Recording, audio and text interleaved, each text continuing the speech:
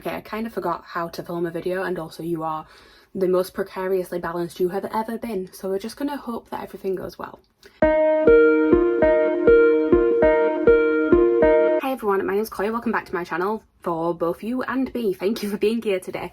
Today's video is going to be a TBR and hopefully a return to actually filming videos on this channel. So some of you may be new. My name's Chloe. I made videos about books and theatre mostly, and then over the last year the amount of videos that I've been putting out very drastically decreased, partly because I moved to a completely different city. I used to live somewhere up north and now I live down in London, and it meant, one, the stress of actually moving sort of derailed things, but then also I've just been a lot busier when I've been down here. Not that I have like a ridiculous social life or anything, I just go to the theatre a lot, and I haven't been making videos because I've just kind of not particularly wanted to be in front of the camera, not really knowing what sort of videos I wanted to make. So I'm doing the typical sort of new year, new start thing, which I actually hate, but if it's actually going to hold me accountable to making videos, then I might as well give it a try at least. So I thought my first video back, we'll stick with the books. That's what I started making content for on here, and I'm going to pick myself a TBR because I have done TBR M.A.S.H a couple of times in the gap where I haven't been making videos, and then I've sort of put the video up and then not made anything else afterwards. But I do like having a TBR to sort of hold myself accountable. This last month in particular, I've really like not known what I wanted to read at times because not having a set TBR throws me off completely. So I thought I would come back with a round of TBR M.A.S.H. So let's see if I can remember how to explain this. TBR M.A.S.H, for anyone who doesn't know, is my TBR game. It's inspired by the childhood game of M.A.S.H. Normally you'd use it to sort of predict how your life is going to go. I use it to dictate how my reading life is going to go. Each of these cards has a prompt behind them. I use a random number generator to work my way around the board, eliminating a prompt each time until there is only one left in each section, and that is the one that I use to pick the book I'm going to read for the month. See, it's still in there, it still works. They also then do have some other cards in the middle. I should say, if you've watched this before, I used to have +1 cards. I'm not having those at the minute. I took them out a couple of rounds ago and I'm still leaving it like that just while I'm easing my way back into it. However, each of these cards does have a colour on it, and if the same colour comes up twice, I have to pick an extra prompt, which is from these ones in the middle. And these are specific books that were chosen by my friends in an early round back at the end of March, and I still have about 8 of them to read, which I shouldn't have that many by this point, but obviously with me not doing TBR M.A.S.H properly, I've just not been picking them. So I have read some of them actually like of my own accord, so I've taken those ones out, but like I said, I have 8 of them left, so there's 4 here, and if I have to pick an extra this month I will. I have also said that if I just am in the mood to read one of those, I will happily do that, and then I don't know, I'm probably not going to finish them before the sort of March deadline that I normally give myself, but we'll figure that out at a later date, so not to worry about now. The other thing I do need to tell you about now is M.A.S.H in the middle. So in the game it stands for mansion, apartment, shack, house. It's about where you're going to live. For us, this is the last thing we pick, and mansion is a big book, over 500 pages. Apartment is a small book. Shack is a book you've been putting off, and house is comfortable, so it's a mood read. I think that is pretty much everything you need to know. I feel like I'm forgetting something that I wanted to say, but I was going to do like a sit down sort of where have I been video, but I'm like, one, I'm going to feel awkward filming that, and 2, I ran out of time to do it because I really want to get this up before the end of the year, so you should hopefully be seeing this on New Year's Eve, but we will see. If I have forgotten anything I want to say, there should be videos. Maybe that's actually what I wanted to say. As you can see, I'm as organised as ever. I am hoping to put up, I'm not going to give like an actual estimation of exactly how many videos or how quickly I'm going to put them up, but over the next few weeks I'm hoping to kind of do a little bit of catch-up content from the end of the year. So I'm going to do some really quick fire recaps of books and theatre shows that I've been to see since I've last done my recaps, and then I'm also going to do typical sort of end of year, start of year content where I'm going to do my favourite books of 2023, my favourite theatre shows of 2023, and also some anticipated things for the year ahead. So hopefully that is to come. Fingers crossed. Now I've actually said it, hopefully I'm going to hold myself accountable to do it. But for now, let's just pick the TBR. Let's get the random number generator and figure out how we're going to work our way across the board. I was really worried I was going to knock you down then, because when I said you were precariously balanced, I can't find the actual sort of mount for my phone, which is what I film on. So the ring light is up and the phone has got an elastic band wrapped around it to hold it onto the ring light. and I'm so concerned that it's just all gonna fall at some point. And you sort of balanced on my bed, and the laptop was behind it, and I was like, the movement of this is not gonna go well, but it's okay, you survived, it's absolutely fine. So when I use a random number generator, I always set my parameters between 5 and 15, and this time we have got a 5. So you guys don't need to see me count, let's speed this up. I did accidentally knock a prompt off then, but I picked the same one back up and put it back on. I have not looked at it. Just feel like I should point that out. Let's go back to counting.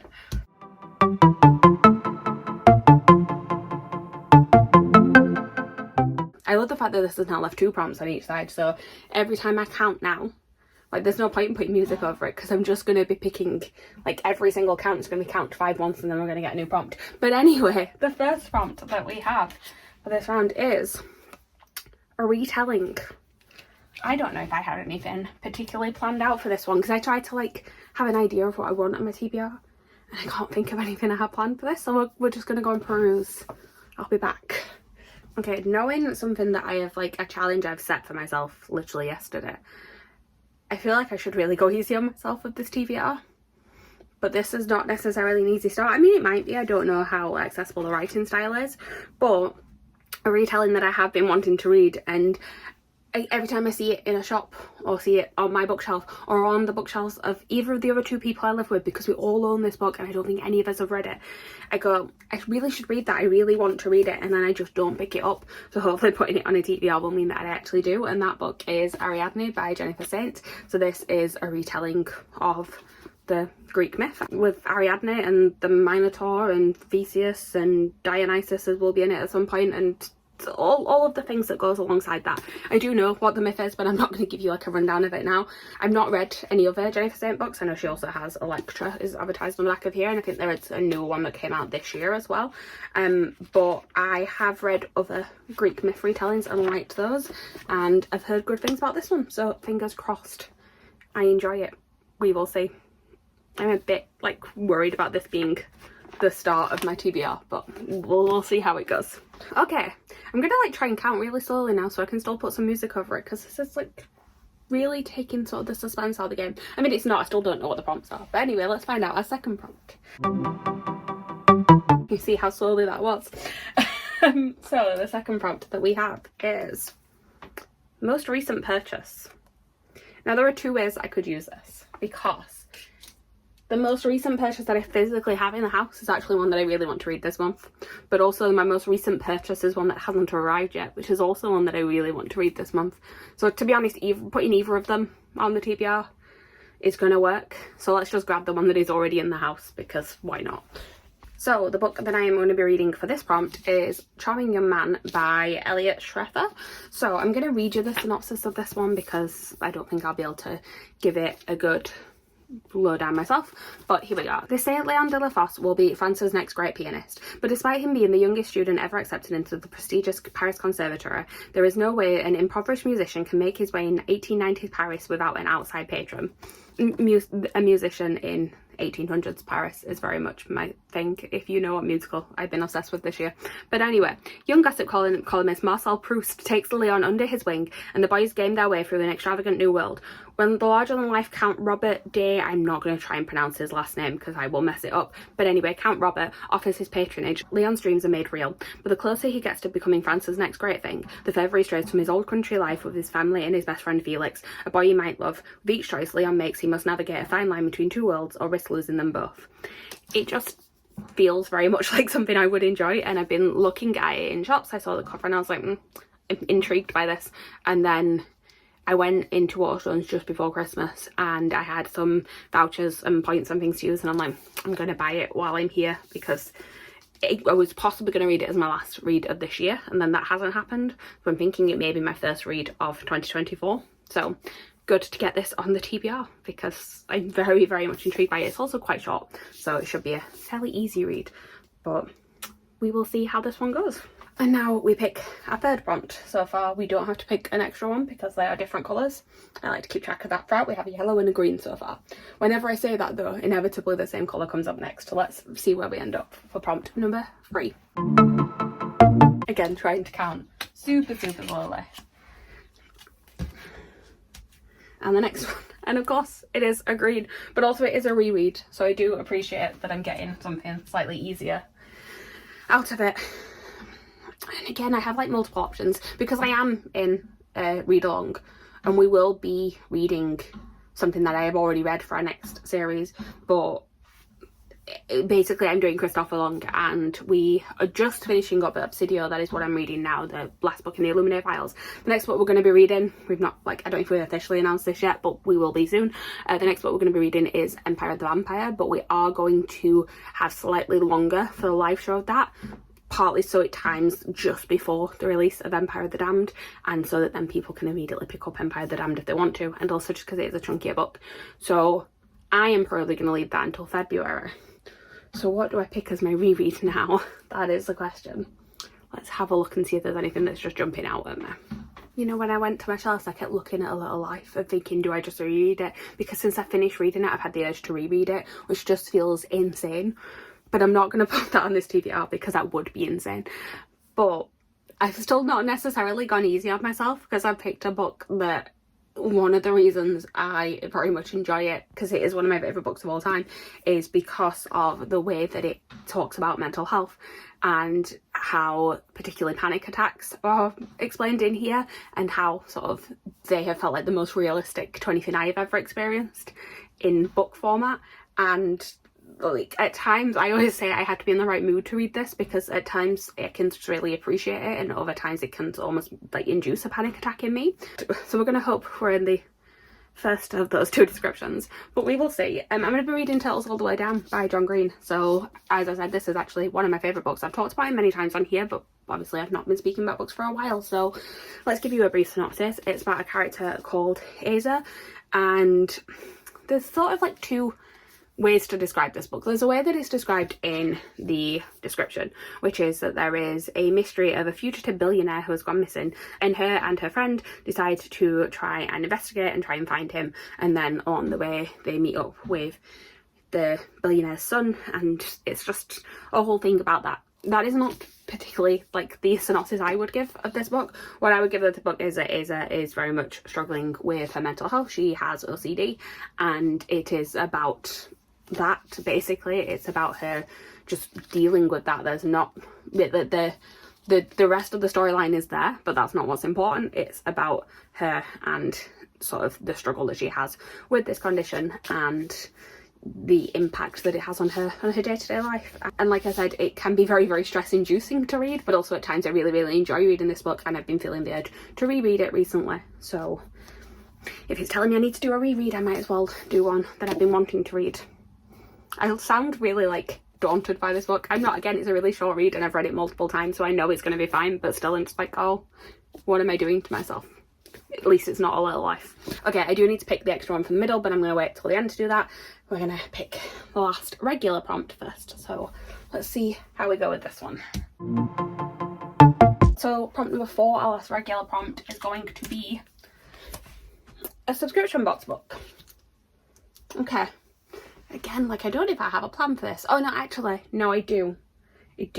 This TBR is really not going the way that I thought it would go. Like, I had books that I wanted to read, and none of the things that I put on this list are the books that I wanted to read. So I will have to give you like a little bit of a lowdown at the end of other books that I'm hoping to get to, but we'll just go and get this one first. So the subscription box book that I'm hoping to read this month is Emily Wilde's Encyclopedia of Fairies by Heather Fawcett.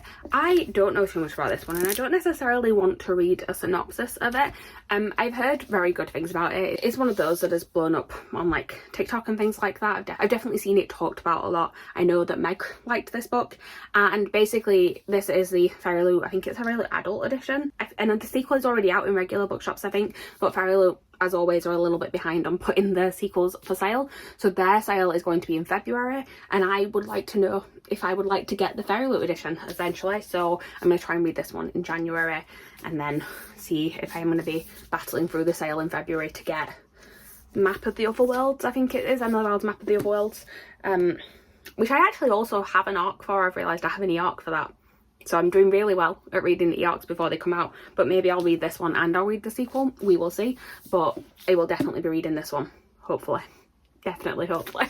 Okay, so now we need to pick our extra one, and then we need to pick M.A.S.H, and then we're done, and I have a TBR for the month of January. Okay, let's see how this one goes, shall we? So with this one, we just pick the first one that we land on. I should always say that. And that is These Broken Stars by Amy Kaufman and Megan Spooner. Which, you know, might be good timing because I finished my Amy Kaufman and J. Kristoff books now. I could go and grab this one because it is downstairs in like a communal area. I don't actually own it. I will be borrowing Meg's copy. I don't know too much about it. It's a sci-fi romance, I believe. I do like the Amy Kaufman books that I've read before, but they have basically been the ones she's written with J. Kristoff. But I feel like I will like her writing style because having read J. Kristoff solo books and not having read Amy Kaufman solo books, not that this is a solo one, obviously Megan Spooner is also involved, but having read sort of his separate books and then reading their books together, I would assume that some of the more romantic elements of their joint books come from her, because those bits don't necessarily read like what I've read in solo J. Kristoff stuff. So and the cover is very much giving me vibes that it's going to be more of a romantic feel. So we'll see how this goes. Also just the fact that it's a Meg recommendation gives me that vibe. So we will see how this one goes, but I am looking forward to reading it. I'm sure Meg is happy that another one of her recommendations has made it on here. So yeah, I don't have too much else to say about this one because, like I said, I don't have a synopsis and I'm not going to look one up now because I try not to know too much going into books, especially not when it's been recommended to me by someone else. I'm like, I'll just trust the recommendation and go with it. But anyway, let's move on. Let's pick a M.A.S.H book for the month. So let's see. I've really got a vision that it's going to be Mansion or Shack, and I don't want it to be either of those, and I know I've just jinxed myself, but let's see what we end up on. I love that those were the first two that got taken away. Love that for me. It's a small book. It's an apartment. So do I have many small books to read? There is something that I wanted to get on my TBR, so let's see how long this one actually is. So the length of apartment small book is not as set in stone as like a Mansion one is. So Mansion is always over 500. For apartment, I tend to aim for it to be around about the 200 page mark. Definitely less than 300, but around about the 200 page or less. This one is 230, which I'm going to count also because it is a graphic novel, so like it's going to read quick anyway. And that is Fun Home by Alison Bechdel. So this is a graphic memoir and it inspired a musical, which is one of my favourite musicals, called Fun Home. And it's basically about Alison, and it's her growing up in this funeral home. Her family runs a funeral home, and it's sort of her life growing up, sort of her relationship with her parents, and in particular it's looking at her coming out to her parents, and then things that she finds out about her father later on in life as well.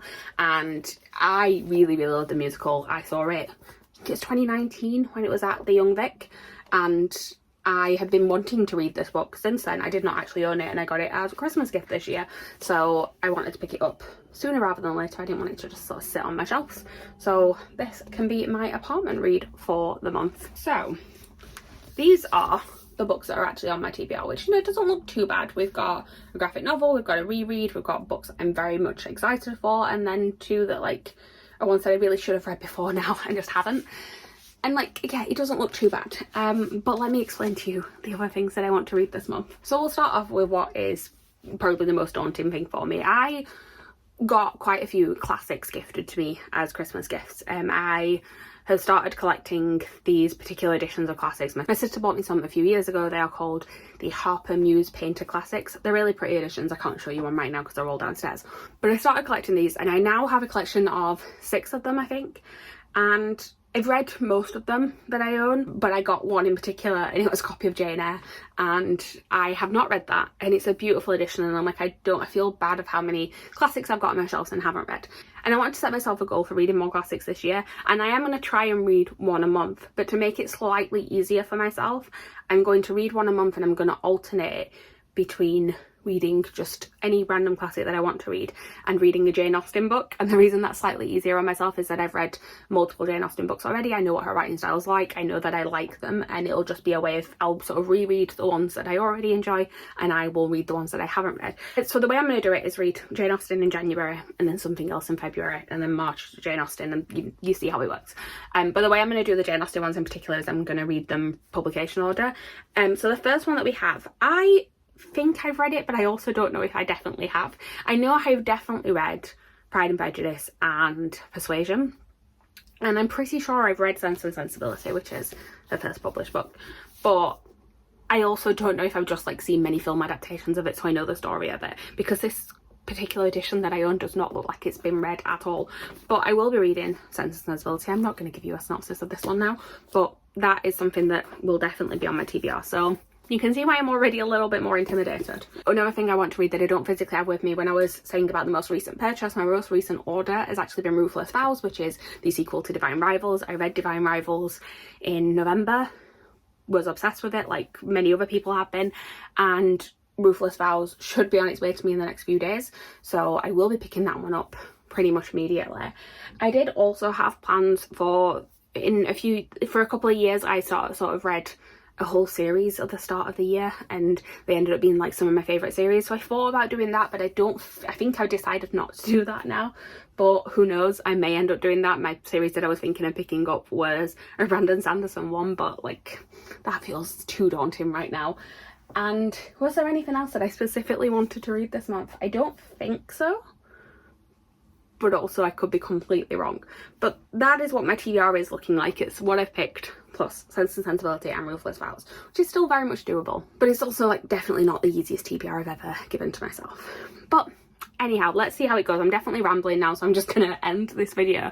Thank you guys for watching. Thank you guys for sticking around if you have done. If you're new to the channel, thank you for joining this chaos. I hope I will be consistent with actually putting videos up for you. But thank you guys for watching. Please like, comment, subscribe, all that good stuff down below, and I will see you guys soon with a new video. Bye.